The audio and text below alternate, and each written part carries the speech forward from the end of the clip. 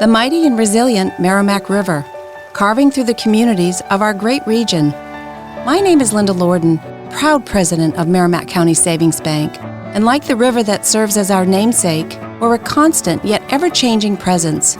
Because to us, it's bigger than banking. It's about powering communities and putting people first. It's about knowing where you came from and where you're going. That's Merrimack style. Visit us at themerrimack.com. Hello, thank you for joining me in this week's podcast. I hope you're going to enjoy the training material contained within. Any questions? Get in touch. Mail at learningbritishaccent.com. Section 1. S at the end of words. The pronunciation of the S sound can pose all sorts of problems irrespective of your native language. But what can cause much confusion is knowing the correct sound to make when the S appears at the end of a word. There are 4 reasons why an S may be added at the end of a word. 1. To create a plural. 2. To conjugate a verb. 3. To show possession. 4. To create a contraction. But the reasons don't help us know exactly how the final S should be pronounced. In an ideal world, the S sound should be one single recognisable sound, used for all occasions. However, it isn't as simple as that in British English. How to pronounce the final S will depend on the sound that goes before this final S. So, to pronounce the final S sound as an IS sound, if S, S, Z, Z, Ch, Ch, J, J, X, X, or Sh, Sh, is the preceding sibilant sound. For example, misses, prizes, watches, changes, boxes, races, wishes. Now we pronounce the final S sound as an S sound if P, P, K, K, T, T, the unvoiced TH, th, and F, F, is the unvoiced preceding sound. For example, stops, walks, cats, myths, sniffs. The final S sound should be pronounced with a Z sound if the final sound of the word is voiced, such as B, B, D, D, G, G, L, L, M, M, N, N, N, N, R, R, V, V, and the voiced TH, V. So we hear it in crabs, rides, bags, calls, dreams, pens, sings, wears, shelves, clothes. So there we have the 3 different ways that we can pronounce the final S sound, as a IS, S, or Z. Section 2. Do you know the different S ending sounds? Let's test your knowledge with this quick quiz. It's a multiple choice quiz. I'll give you a word and you tell me how the final S sound is pronounced. So how is the final S sound pronounced in races? Is it IS, S, or Z? IS, S, Z. So if you said IS, you'd be correct. How's the final S sound pronounced in sleeps? Is it is, s, z, is, s, z? If you said s, sleeps, you'd be right. How is the final S sound pronounced in crabs? Is, s, z, is, s, z. Crabs. Yes, it's that z sound. How is the final S sound pronounced in drinks? Drinks. Is it z, s, z?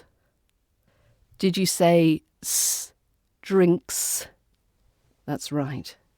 If you want to do the rest of the questions, you can find the link to the quiz in the show notes. Before we move on to the next section, now would you like to speak English with an RP British accent? Have you been learning for a while but not making much progress? I'd like to tell you about my British Accent Bundle, which is my online training package which helps students from all over the world master the RP British accent. In my online training programme, you'll get video lessons that demonstrate proper mouth and tongue placement for nailing those tricky British accent sounds. There are also hours of audio exercises so you can polish your pronunciation until it's spot on. You'll also find modules focused on improving your fluency, listening skills, and conversational abilities. Now, if you think you could benefit from this training and start to feel confident about your speaking and conversation skills, then head over to learningbritishaccent.com/bundle to sign up. Section 3.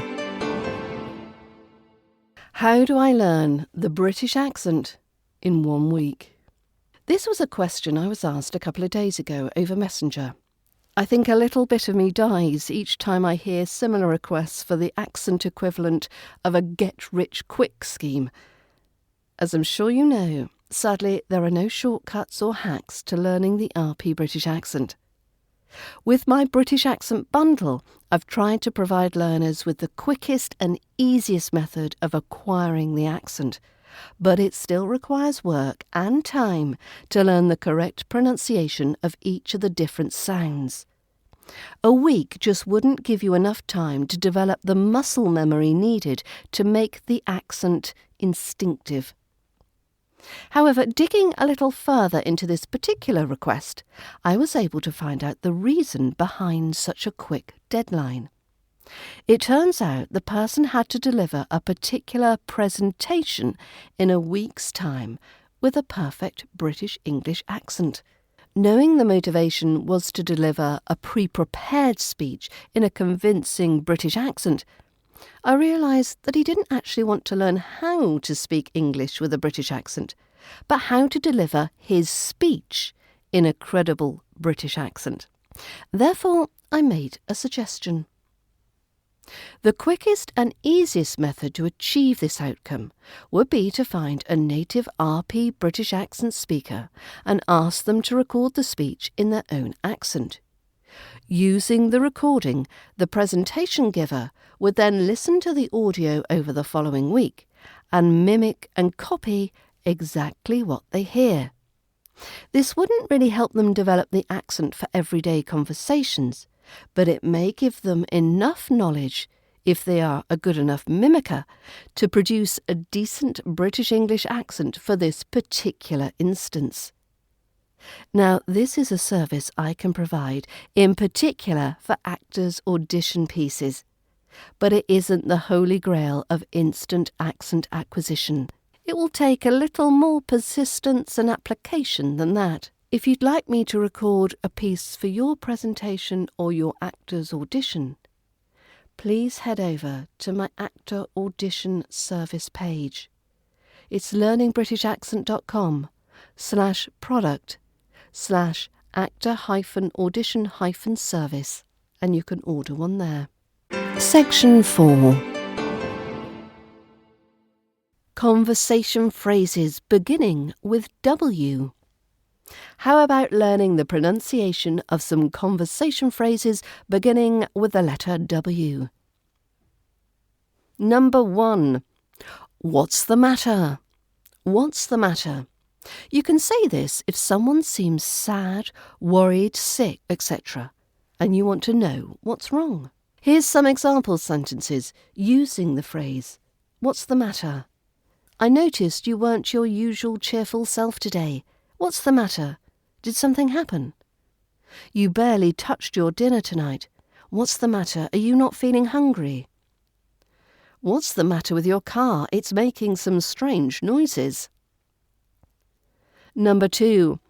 What's that got to do with it? What's that got to do with it? You can say this if someone mentions something that you think is irrelevant, especially if it annoys or offends you. Here's some example sentences using the phrase, what's that got to do with it? So what if I didn't finish university? What's that got to do with my ability to do this job? You keep bringing up my credit score, but what's that got to do with me renting this flat from you?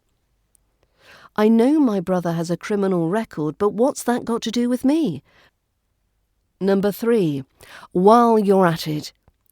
You can say this if you'd like someone to do something while they're doing something else. So here's some example sentences to show off this phrase. Since you'll be at the supermarket, while you're at it, can you pick up some milk and eggs too? The car is such a mess. While you're at it, would you mind giving it a wash too after changing the oil? The file cabinet is a disaster. As long as you're organising it, while you're at it, could you tidy up the desk drawers too? Number 4. What do you think? What do you think? You can use this to ask someone what they think about something, or if they think something's a good idea. And here's some example sentences. What do you think of me adopting a shelter dog? I've never had a pet before. What do you think of me quitting my job and starting my own business? Too risky? We're trying to decide on a name for the baby. For a girl, what do you think of Alice or Sophia? Number 5. What do you mean? You can say this if you're annoyed or surprised by what somebody has told you. And here's some example sentences using the phrase, what do you mean? What do you mean you can't refund my money? That doesn't seem right. What do you mean my insurance doesn't cover that procedure? I specifically asked about it. Wait, what do you mean you're quitting your job? I thought you were happy there. So I hope you find these phrases useful to know. Can you use some in your next conversation?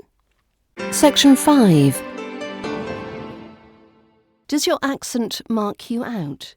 Cast your mind back to the 2019 Trump impeachment trial, the one about Russia meddling in the 2016 US elections. Do you remember a very impressive witness called Fiona Hill, who comprehensively rebuked and debunked any nonsense conspiracy theories concocted by the Trump Republican team? She cut a serious, unflappable and blunt figure and delivered her testimony with authority and a northeast English accent. Her accent turned my head as soon as she opened her mouth. I'd no idea she was British and had expected a neutral American accent, similar to those in the room of men that surrounded her. But recently I happened to catch an interview with her where she talked about the influence her voice and accent has had on her life. Interestingly, she believed that her accent was more advantageous to her in the US than it would have been in the UK. In Britain, sometimes the northeast accent can be marked as like a working class accent, which can itself bring its own negative connotations. Whereas she was told by Trump that she'd be nothing without that accent. When specifically talking about Trump and his general dismissiveness to female members of staff, she also noted that he considered voices of a higher register or pitch to be a sign of weakness. Having a notably female-sounding voice like Fiona's was clearly a negative in his book. Accent and gender are still very consequential, even in 2023.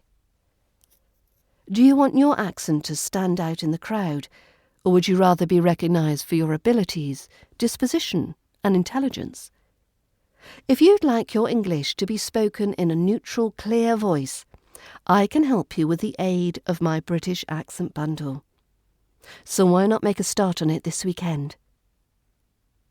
Thank you very much for listening to this week's podcast. I hope you've enjoyed it, and I hope you can tune in this time next week.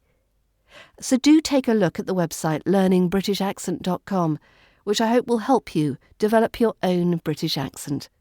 Have a great weekend. See you next week.